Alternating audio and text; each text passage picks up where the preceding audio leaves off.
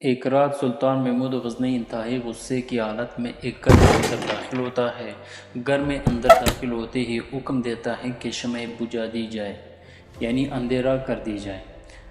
اور اندھیرا ہوتے ہی سلطان محمود غزنوی اپنی تلوار نکال کر ایک شخص کا سر قلم کر دیتا ہے۔ سر قلم کرنے کے بعد سلطان حکم دیتا ہے کہ شمع روشن کر دی جائے۔ جیسے ہی شمع روشن ہو جاتی ہے، سلطان سجدے میں گر پڑ جاتا ہے اور اللہ کا شکر کرتا ہے۔ گھر کا مالک یہ سارا منظر دیکھ رہا ہے اور سلطان کے ان حرکات کو سمجھنے سے قاصر ہیں۔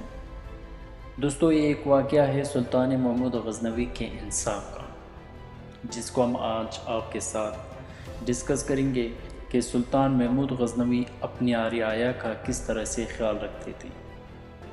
سلطان محمود غزنوی کے دربار میں سائلوں اور درخواست گزاروں کی بھیڑ لگی ہوئی تھی کہ ایک شخص حاضر ہوا اور عرض کرنے لگا، حضور، میری شکایت نہایت سنگین نوعیت کی ہے اور کچھ اس قسم کی ہے کہ میں اسے برسر دربار سب کے سامنے پیش نہیں کر سکتا۔ سلطان نے سن کر فوراً اٹھ کھڑے ہوئے اور ساحل کو خلوت خانے میں لے جا کر پوچھا کہ تمہیں کیا شکایت ہے؟ اس نے عرض کیا، حضور، ایک عرصے سے آپ کے بانجے نے یہ طریقہ اختیار کر رکھا ہے کہ وہ مسلح ہو کر میرے مقام پر آتا ہے، مجھے مار پیٹ کر باہر نکال دیتا ہے اور خود جبراً میرے گھر میں گھس کر میری گھر والی کے ساتھ بدتمیزی کرتا ہے۔ غزنی کی کوئی عدالت ایسی نہیں جس میں میں نے اس ظلم کی فریاد نہ کی ہو، لیکن کسی جگہ مجھے انصاف نہ ملا۔ ہر کوئی آپ کے بانجے کا سن کر چپ کر جاتا ہے۔ جب میں ہر طرف سے مایوس ہو گیا تو آج مجبوراً جہاں پناہ کی بارگاہ عالیہ میں انصاف کے لیے حاضر ہوا ہوں۔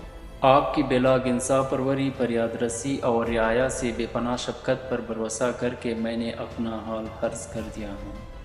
خالق حقیقی نے آپ کو اپنی مخلوق کا محافظ و نگہباں بنایا۔ قیامت میں رعایا اور کمزوروں پر مظالم کے نتیجے میں آپ خدائے قہار کے روبرو جوابدہ ہوں گے۔ اگر آپ نے میرے حال پر رحم فرما کر انصاف کیا تو بہتر ہے، ورنہ میں اس معاملے کو منتقم حقیقی کے سپرد کر کے انصاف کا انتظار کروں گا۔ سلطان پر اس واقعہ کا اتنا گہرا اثر ہوا کہ وہ بے اختیار اب دیدہ ہو گئے اور ساحل سے کہا، تم سب سے پہلے میرے پاس کیوں نہ آئے؟ تم نے ناحق اب تک یہ ظلم کیوں برداشت کیا؟ ساحل نے عرض کیا، حضور، میں کافی عرصے سے اس کوشش میں تھا کہ کس طرح بارگاہ سلطانی تک پہنچ پاؤں، مگر دربانوں اور چوبداروں کی رکاوٹوں نے کامیاب نہ ہونے دیا۔ اللہ ہی جانتا ہے کہ آج بھی کس تدبیر سے یہاں تک پہنچا ہوں۔ سلطان نے سائل کو اطمینان اور دلاسا دے کر تاکید کی کہ اس ملاقات اور گفتگو کا کسی سے ذکر نہ کرنا، اور اب جس وقت بھی وہ شخص دوبارہ تمہارے گھر آئے اسی وقت مجھے اس کی اطلاع کر دینا۔ میں اس کو ایسی عبرتناک سزا دوں گا کہ آئندہ دوسروں کو ایسے مظالم کرنے کی جرأت نہ ہو سکے گی۔ ساحل نے عرض کیا، حضور، مجھ جیسے غریب کے لیے کیسے ممکن ہو سکے گا کہ جب چاہوں بلا کسی مزاحمت کی بخدمت سلطانے میں حاضر ہو جاؤ اور مطلع کر سکوں۔ سلطان نے سن کر دربانوں کو طلب کیا اور سائل کو ان سے روشناس کرا کے حکم دیا، یہ شخص جس وقت بھی آئے فوراً ہمارے پاس پہنچا دیا جائے اور کسی طرح کی مزاحمت نہ کی جائے۔ اس ملاقات کے بعد 2 راتیں گزر گئے مگر سائل نہ آیا۔ سلطان کو تشویش ہوئی کہ نہ معلوم اس غریب کو کیا حادثہ پیش آیا ہوگا۔ وہ اسی فکر میں پریشان تھے کہ تیسری رات کو ساحل دوڑتا ہوا استانہ شاہی پر آ پہنچا۔ اطلاع ملتے ہی سلطان نے پھر سواری نکالی اور ساحل کے ہمراہ اس کے گھر پہنچ کر اپنی آنکھوں سے وہ سب کچھ دیکھ لیا جو ساحل نے انہیں بتلایا تھا۔ اس کے بعد سلطان نے 3 کام کیے۔ ایک کمرے میں شمع جل رہی تھی، سلطان نے شمع گل کر دی اور خود تلوار نکال کر اس بدکردار کا سر اڑا دیا۔ اس کے بعد شمع روشن کرا ہی مقتول کا چہرہ دیکھ کر بے ساختہ سلطان کی زبان سے نکلا، الحمدللہ۔ پھر ساحل سے کہا کہ پانی لاؤ۔ ساحل جلدی سے پانی لایا تو سلطان نے پانی پی کر ساحل سے کہا کہ اب تم اطمینان سے اپنے گھر میں آرام کرو، انشاءاللہ اب کبھی بھی تمہیں کوئی تکلیف نہ پہنچے گی۔ میری وجہ سے اب تک تم پر جو ظلم ہوا، خدا کے لیے اس پر مجھے معاف کر دینا۔ ایک ایک کر سلطان محمود غزنوی رخصت ہونا ہی چاہتا تھا کہ ساحل نے دامن پکڑ کر عرض کیا، حضور، آپ نے جس طرح ایک مظلوم کے ساتھ انصاف فرمایا تھا کہ اپنی قرابت داری و خون کا بھی خیال نہ کیا، اللہ تعالیٰ آپ کو اس کے جزائے خیر عطا فرمائے اور اجر عظیم عنایت فرمائے۔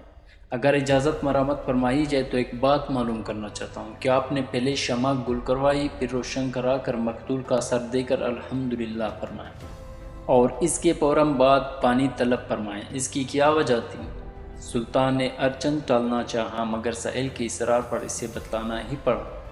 سلطان نے کہا شمع گل کرنے کا مقصد یہ تھا کہ ایسا نہ ہو کہ روشنی میں اس کا چہرہ دیکھ کر بہن کے خون کی محبت مجھے سزا دینے سے باز رکھے، اور الحمدللہ کہنے کا سبب یہ تھا کہ مقتول اپنے آپ کو میرا بانجا بتا کر تمہیں شاہی تعلق سے مرعوب کر کے اپنی خواہشات نفسانی کو پورا کرنے کے لیے راستہ صاف کرتا ہوں، یعنی وہ شخص میرا بانجا نہیں تھا۔ خداوند کریم کا ذرا شکر ہے کہ محمود غزنوی کے رشتہ داروں کا اس شرمناک بے بودگی سے کوئی تعلق نہیں ہے۔ یہ شخص میرا بانجا تو درکنار میرا رشتہ دار بھی نہیں ہے، اور پانی مانگنے کی وجہ ہی تھی کہ جب سے تم نے اپنا واقعہ سنایا تھا میں نے عہد کر لیا تھا کہ جب تک تمہارا انصاف نہ کر لوں گا کھانا و پینا مجھ پر حرام ہے۔ اب چونکہ میں اپنے پر سے سبکدوش ہو چکا تھا اور مجھ پر پیاس کا شدید غلبہ تھا، اس لیے میں پانی مانگنے پر مجبور ہو گیا تھا۔ یہ کہہ کر سلطان محمود غزنوی اس کے گھر سے نکل آئے اور اپنی اس انصاف کی بدولت تاریخ میں ہمیشہ ہمیشہ کے لیے امر ہو گئے۔